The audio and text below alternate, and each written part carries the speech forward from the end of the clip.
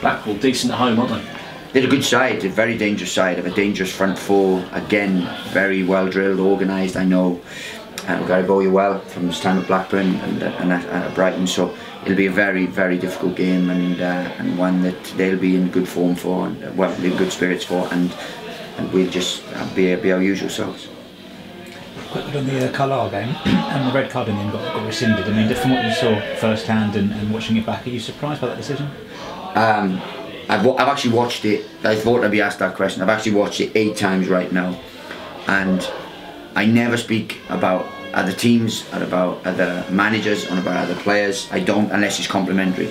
And let's make no bones about it, Carlisle are a very good side with very good players, with an excellent manager. I had a drink with him after, no problem whatsoever. I have not changed my mind on that, and I have watched it 8 times.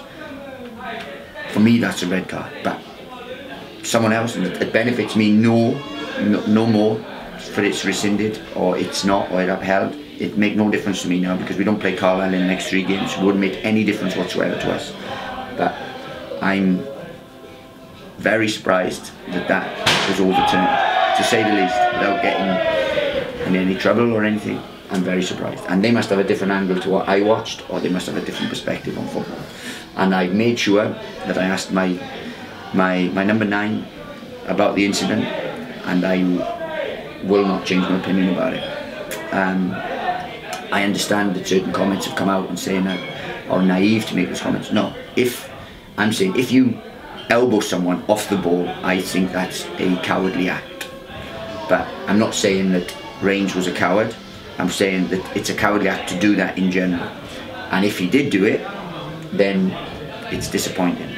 And from the video, it looks like it was. News said Scott Cuthbert has another year on his contract. I mean, how pleased you have the captain tied down for another season? Yeah, well, look, we knew that when he got to 50, that he would get renewed on his clause in his contract. He wouldn't have been in the side if he wasn't doing well enough. So he's got to those quite quickly, because he's been a leader for us. He's our captain. We've bought in captain materials and still kept Scott, so he's important to us and done very, very well this season. He's done well when he came in for me last year. Obviously got injured towards the end of the season, so might have got there a little bit quicker. But as I said, he's done very well, and we're pleased to tie him down. And he said that since you've come in as manager, he thinks his game's got even better. So I mean, he must be really pleased with the impact that you've had on his performance. I think it has. I said he was always a good defender anyway, and aggressive and committed and stuff, but we've tried to add a little bit of control to him, and then asked him to do stuff that maybe others haven't. So we hope that he's going to add things to his game constantly, because as I said, that's what we like to do, and you're never too old to learn. I played some of my best football, probably my only best football, if you listen to some people, later on in my career, where I actually learned and things, and that's what we hope in Scott. From the last 10 league games now the team scored, 9 have been from Hilton and McGee, with only 1 from someone else. Do you think the rest of the players need to maybe step up a bit and take some of the responsibility off those 2 at the moment? I would like him to join in. I don't want him to take the responsibility off those 2, because I still want them to score, and it's a big responsibility for them. But what I would like is that others chip in as well. But others are creating chances for them, so that's a plus point. But I would like us to have goals from every angle, and that's stuff we work on. So yeah, it would be good if people chipped in, but I don't want them to take the responsibility off them. I want them to add responsibility to their game, because as long as Cameron and Danny keep scoring, then I'll be happy, and then we're looking for more from others. Just Blackpool, I mean, they're one of the top scorers for Sale. Is their striker? I mean, is he something that you've seen before? Yeah, look, we know all about their threat. Obviously Jamil Matt as well.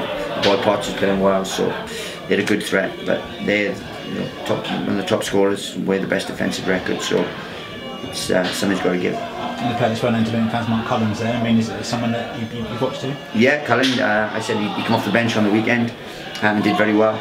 So maybe he'll start, maybe Matt will start. But again, we can't second guess what Blackpool are going to do. We prepare a game plan for Luton Town. I'm sure Blackpool will do exactly the same, and then we'll go from there.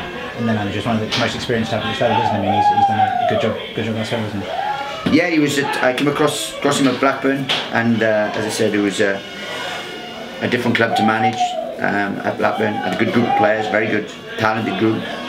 and they were always tough games. You know, we had people like Gestede and Rhodes and Conway and Ben Marshall, so pretty similar to what they are now at this level. You know, in terms of the attacking threat they had. So we know they're going to be an attacking threat, but we're the threat, and that's what we're worried about.